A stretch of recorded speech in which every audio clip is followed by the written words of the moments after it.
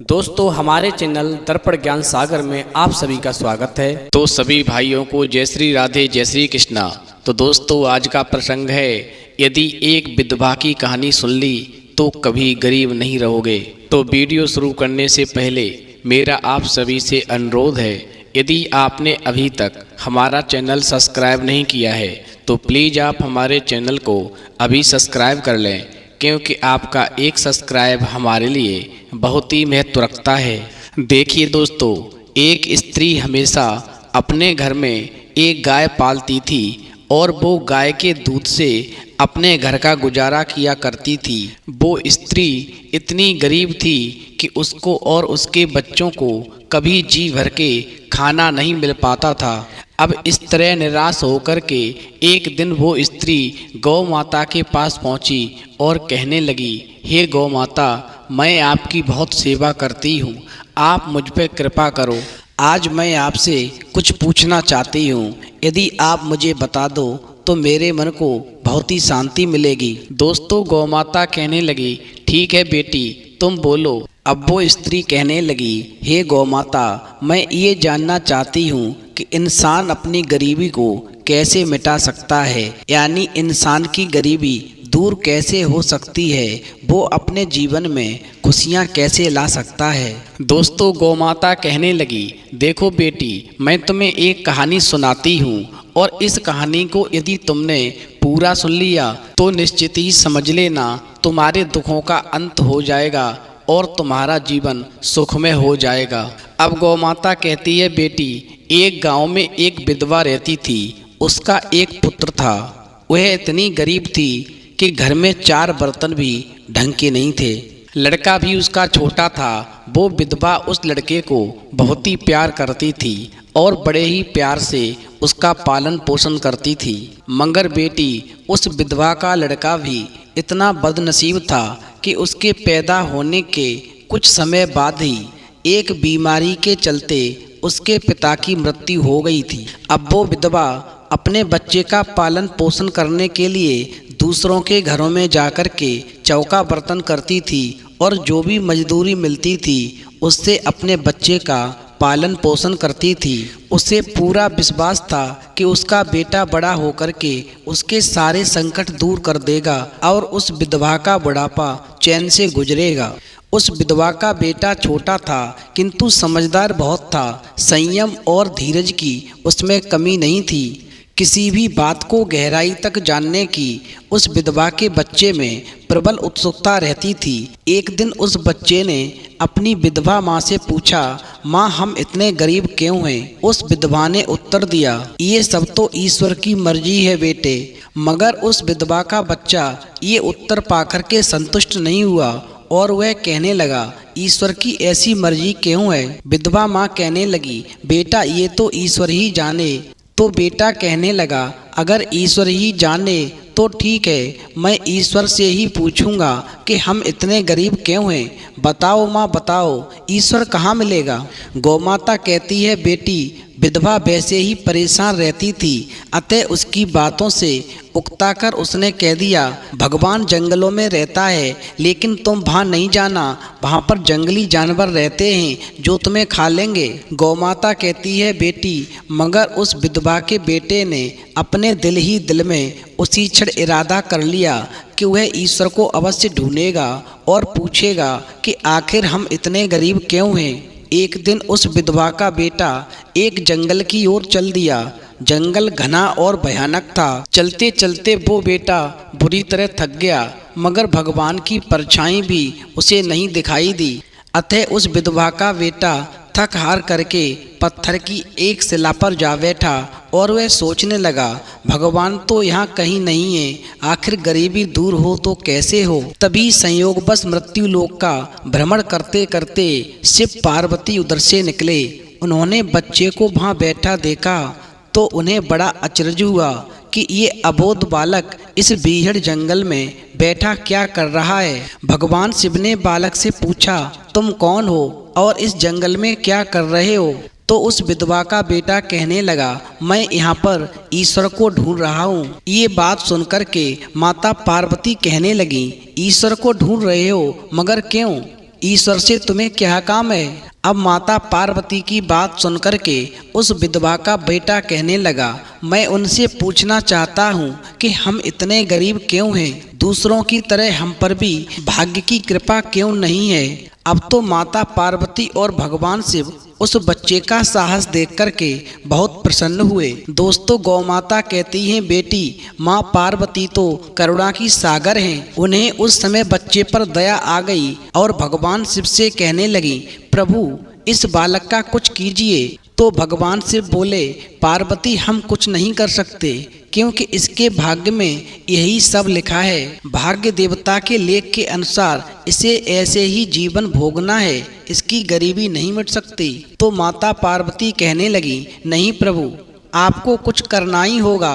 अब तो माँ पार्वती हट करने लगी। भगवान शिव बोले, जिद ना करो पार्वती, यदि हम उसे कुछ दे भी देंगे तो वो उसके पास नहीं रुकेगा, उसे वैसा ही जीवन जीने दो जैसा भाग्यदेव चाहते हैं। माता पार्वती बोली, नहीं प्रभु, इसकी गरीबी दूर करने के लिए आपको इस पर कृपा करनी ही होगी। अब जब माता पार्वती जिद करने लगी तो भगवान शिव ने उस बच्चे को एक हार दे दिया।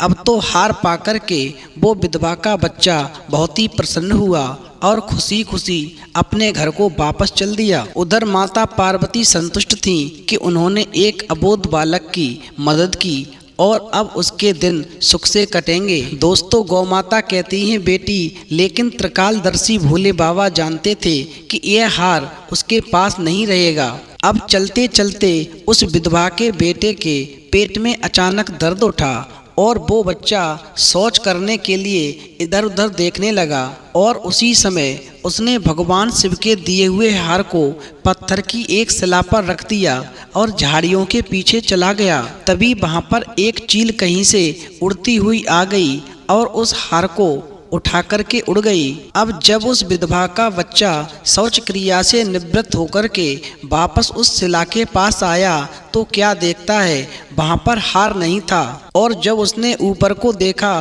तो एक चील उसके हार को अपने पंजों में दबा करके उड़ाकर ले जा रही थी। मगर उस चील का पीछा वो कैसे करता और उस चील को कैसे पकड़ता। अब उस बच्चे ने एकाध बार पत्थर उठाकर उस चील को मारने की कोशिश भी की, किंतु चील अधिक ऊंचाई पर थी, वहां तक पत्थर नहीं पहुंचा।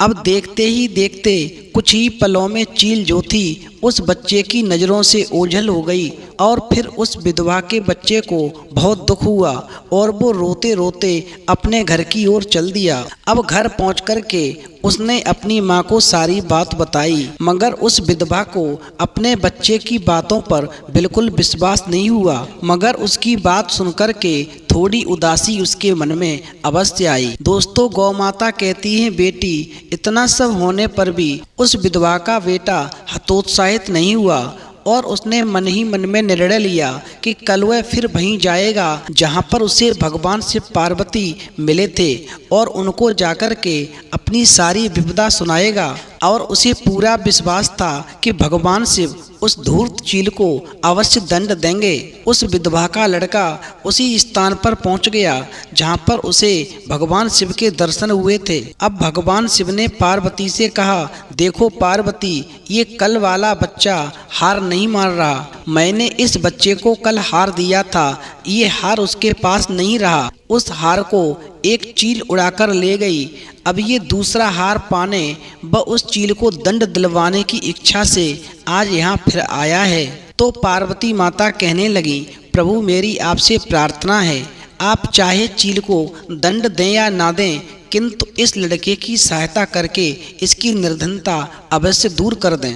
भगवान से बोले, नहीं पार्वती, मैं कुछ नहीं कर सकता। यदि तुम जिद करती हो तो हम ब्रह्मा से कहते हैं, भाई इस बालक की कुछ सहायता कर सकते हैं। अब इस प्रकार कहकर के भगवान शिव ने ब्रह्मा जी को बुलाया और सारी बात बताकर आग्रह किया कि आप ही कुछ इस बच्चे की मदद करें। तब ब्रह्मा जी ने उस विधवा के लड़के को हीरे की एक अंगूठी दे दी और लड़के ने अंगूठी अपनी जेब में रखी और खुशी खुशी अपने घर चल दिया।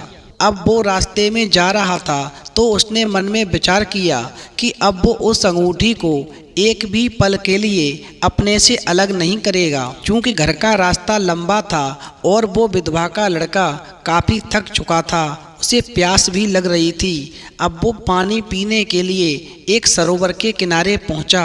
अब वो लड़का जैसे ही अपनी अंजलि में पानी लेने के लिए सरोवर में नीचे झुका, वैसे ही उसकी जेब से अंगूठी निकल करके और पानी में जा गिरी।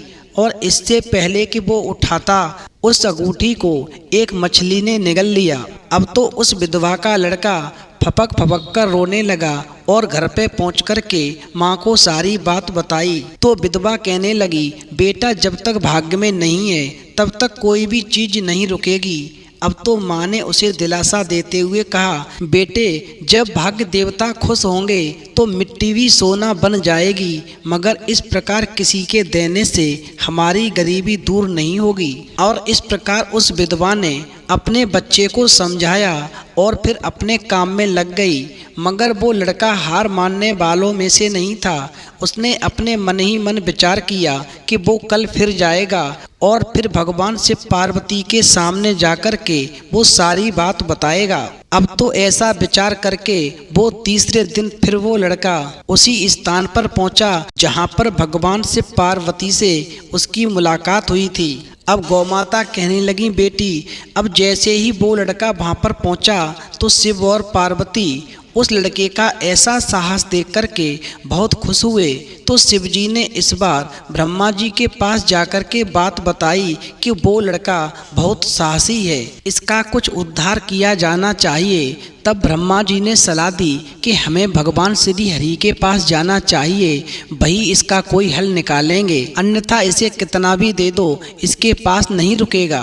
अब इस प्रकार भगवान शिव श्री हरि के पास जा पहुँचे और उन्होंने अपनी पूरी बात भगवान विष्णु को बताई। तो भगवान विष्णु ने उसको कुछ हीरे दिए। अब तो उस विधवा का लड़का हीरों को पाकर बहुत ही खुश हुआ और इस बार वो बिना रुके सीधे अपने घर पे जाना चाहता था, क्योंकि उसको 2 बार धोखा मिला था और उसकी दोनों बार वो चीज़ें खो चुकी थी। उसने विचार किया, अब मैं कहीं पर नहीं रुकूंगा और मैं सीधा घर जाऊंगा। अब वो लड़का जैसे ही घर पहुंचा तो क्या देखता है कि घर पर माँ नहीं थी। अब तो उस विधवा के बेटे ने उन हीरों को एक लोटे में रख कर के कोने में छुपा दिया और माँ को ढूंढने के लिए निकल पड़ा। अब वह मन ही मन में सोचने लगा कि अब माँ को किसी के घर में काम करने की आवश्यकता नहीं है, अब तो हम भी अमीर बन गए हैं। दोस्तों गौमाता कहती है, बेटी इधर तो वो लड़का अपनी माँ को ढूंढने के लिए निकलता है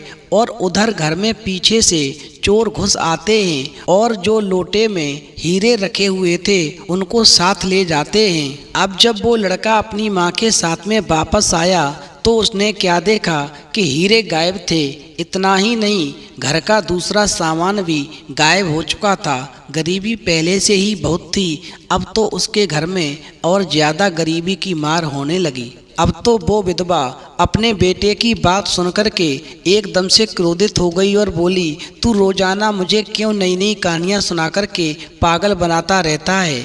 सारा दिन आवारा बन कर के इधर उधर भटकता है और शाम को पिटाई के डर से कोई ना कोई नई कहानी सुनाता है। तुझे कहीं किसी ने कुछ नहीं दिया, हमारे भाग्य में गरीबी लिखी है तो गरीबी में ही गुजारा करना पड़ेगा। अब तो माँ की डांट सुन कर के वो लड़का रोने लगा। वह तो केवल वही जानता था, जो भी कुछ उसने बताया था वही सत्य था। डांट खाकर लड़के की हिम्मत और बढ़ गई और वो लड़का अगले दिन फिर उसी स्थान पर पहुंचा जहां पर उसे भगवान शिव और पार्वती के दर्शन हुए थे।